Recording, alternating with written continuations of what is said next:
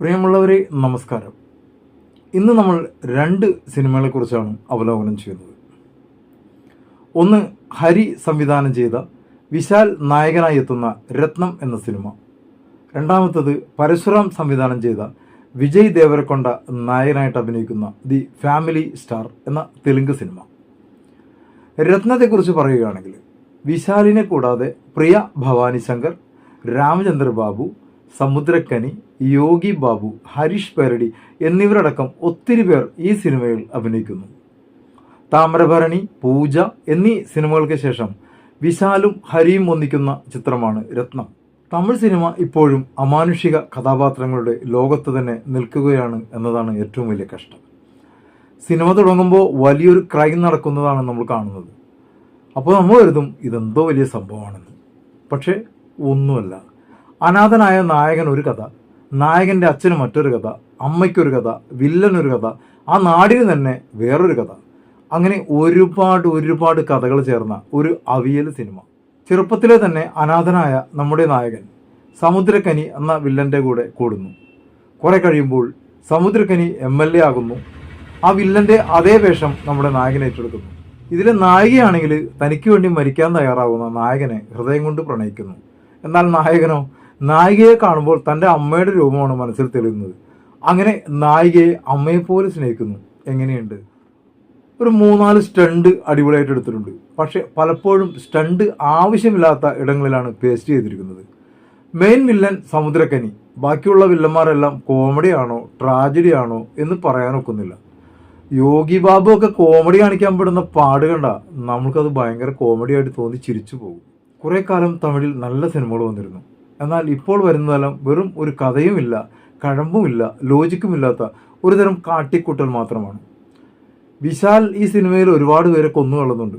പക്ഷേ ഒരു പോലീസ് ഓഫീസറോ അല്ലെങ്കിൽ മറ്റൊരു ഫോഴ്സോ വിശാലിനെ തൊടാൻ പോലും എത്തുന്നില്ല. ഏതോ ഒരു ടൈമിൽ പോലീസ് വരുന്നൊരു സമയത്ത് സമുദ്രക്കനി എന്ന MLA ഇടപെട്ട് അവരെ ഒഴിവാക്കുകയും ചെയ്യുന്നുണ്ട്. എങ്ങനെ ഇരിക്കുന്നു? തമിഴിൽ നല്ല സിനിമകൾ വന്നിരുന്ന കാലത്ത് മലയാളത്തിൽ ടൈപ്പ് സിനിമകളാണ് ഇറങ്ങിയിരുന്നത്. എന്നാൽ ഇന്ന് മലയാള സിനിമകളെ വെല്ലാൻ മറ്റൊരു ഭാഷയിലും സിനിമകൾ ഇറങ്ങുന്നില്ല എന്നതാണ് നമ്മൾ മലയാളികൾക്ക് അഭിമാനിക്കാനുള്ള ഒരു വകുപ്പ്. ഇനി പറയാൻ പോകുന്നത് പരശുറാം സംവിധാനം ചെയ്ത് വിജയ് ദേവരക്കൊണ്ട നായകനായി അഭിനയിച്ച ദി ഫാമിലി സ്റ്റാർ എന്ന സിനിമയെക്കുറിച്ചാണ്. പേര് പോലെ തന്നെ ഫാമിലികളെ ഉദ്ദേശിച്ചാണ് ഈ സിനിമ എടുത്തിരിക്കുന്നത്. ഫാമിലികൾക്ക് ഇഷ്ടപ്പെടാനുള്ള ഒരുപാട് ചേരുവകൾ ഈ സിനിമയിലുണ്ട് താനും.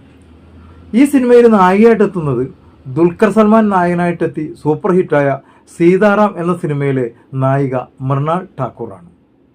ഈ സിനിമ ഒരു ആവറേജ് മാത്രമാണ്. ആദ്യ പകുതി സൂപ്പറായി എടുത്തിട്ടുണ്ട്. എന്നാൽ രണ്ടാം പകുതി ആയപ്പോഴേക്കും സിനിമ എവിടെ കൊണ്ടെത്തിക്കണം, എങ്ങനെ തീർക്കണം എന്ന അന്യായ കൺഫ്യൂഷനിൽപ്പെട്ട് സംവിധായകൻ പരക്കം പാവുകയാണ്. കഥയും തിരക്കഥയും എല്ലാം ക്ലേശ തന്നെയാണ്.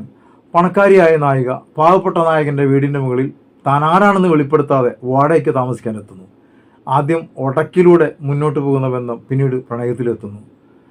പിന്നീട് മറ്റു ചില ഇഷ്യൂസ് കാരണം അവരുടെ പ്രണയം പൊളിയുകയും നായകൻ പാവപ്പെട്ടവനാണെന്നുള്ള സ്വയം ഈഗോ അടിച്ച് പുതിയ കാശുള്ള ജോലി തേടി ഒരു മൾട്ടിനാഷണൽ കമ്പനിയിൽ നല്ല ശമ്പളത്തിന് ജോലിക്ക് കയറുന്നു. 1 കോടി രൂപ അഡ്വാൻസും വാങ്ങി തൻ്റെ കുടുംബത്തിൻ്റെയും ഫാമിലി സ്റ്റാറ്റസ്, അതായത് ജീവിത നിലവാരം ഉയർത്തുകയും ചെയ്യുന്നു.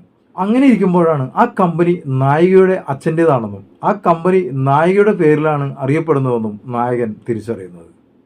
ശേഷവും ഈഗോ വർക്കൗട്ടായി നായകൻ പല അബദ്ധങ്ങളിൽ നിന്ന് ചാടുകയും അതിൽ നിന്നെല്ലാം നായകനെ വളരെ ബുദ്ധിപൂർവ്വം രക്ഷപ്പെടുത്തുകയും ചെയ്യുന്നു.